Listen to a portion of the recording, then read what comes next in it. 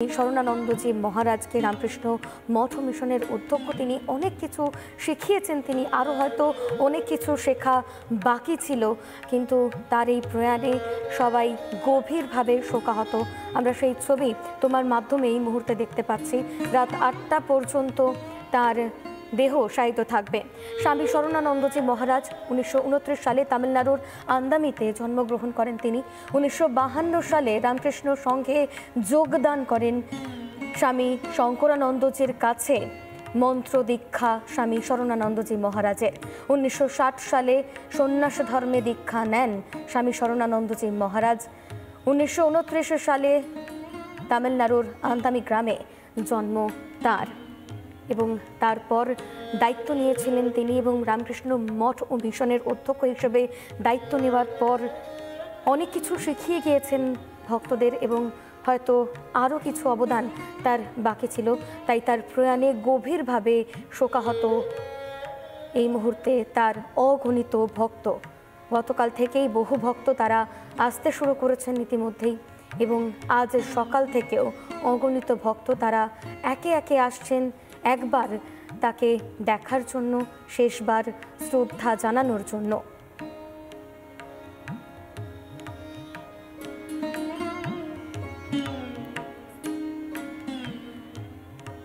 গতকালই আমরা কথা বলেছিলাম রামকৃষ্ণ মঠ ও মিশনের গবেষক পূর্বা সেনগুপ্তের সঙ্গে। ঠিক কি বলেছেন তিনি শোনাই আপনাদের।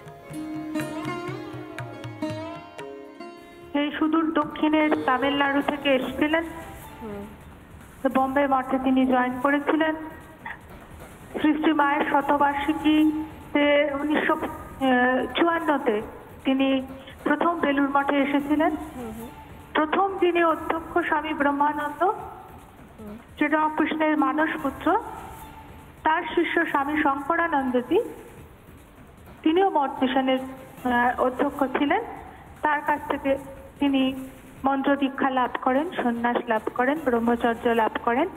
বড় বেশি তিনি যতখানি কাজ করেছেন নীরবে করেছেন, এতটাই বেশি যে সেই নীরবতার কথাটাই যেন এখন বেশি করে মনে পড়ছে।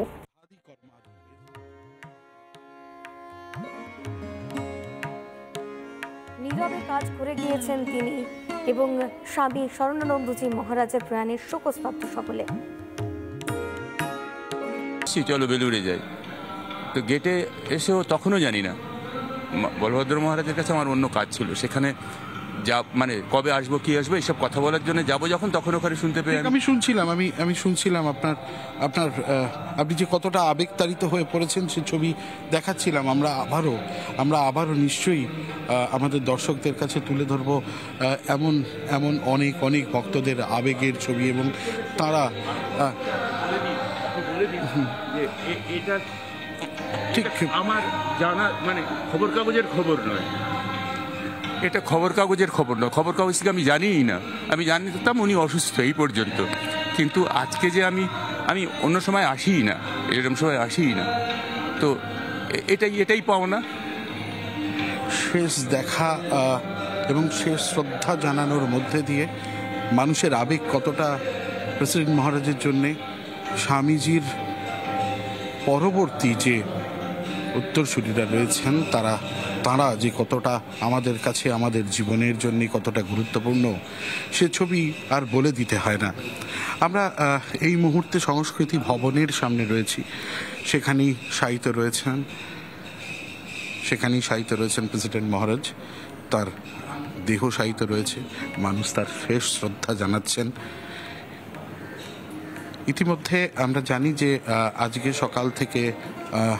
সকাল থেকে অগণিত দর্শক ভক্তরা যেমনি এখানে আসবেন মহারাজকে তাদের শেষ শ্রদ্ধা জানাতে, তেমনি এর পাশাপাশি যেটা বলবার তা হলো আজ রাত 8টা পর্যন্ত ভক্তদের জন্যে দর্শনের ব্যবস্থা রেখেছেন বেলুড় মঠ কর্তৃপক্ষ, এবং রাত 8টা পর্যন্ত এখানেই থাকবেন প্রেসিডেন্ট মহারাজের দেহ শায়িত থাকবে, এবং এরপর অন্ত্যেষ্টির জন্যে বিভিন্ন ব্যবস্থা গ্রহণ করবেন বেলুড় মঠ কর্তৃপক্ষ এই ছবি সরাসরি তুলে ধরছি। আমরা চেষ্টা করছি যে আসলে মানুষ এতটাই আবেগঘন মুহূর্তে রয়েছেন যে কথা বলবার মতন পরিস্থিতি তাদের মনের ভেতরেও নেই। তবু আমরা চেষ্টা করব যে এই মুহূর্তে আমাদের সঙ্গে আরও একজন ভক্ত রয়েছেন, একটু কথা বলবো তার সাথে। আপনি মহারাজকে শ্রদ্ধা জানাতে এসছেন। আমি গতকাল রাত্রে খবর পাই, তখন আমি ডিউটিতে ছিলাম। তো আজ সকালে যত সকাল পারলাম মহারাজ শ্রদ্ধার জন্য সকাল সকাল চলে এলাম। আমরা মহারাজের দীক্ষিত আজ প্রায় যতদিন মহারাজ প্রেসিডেন্ট বলেছেন।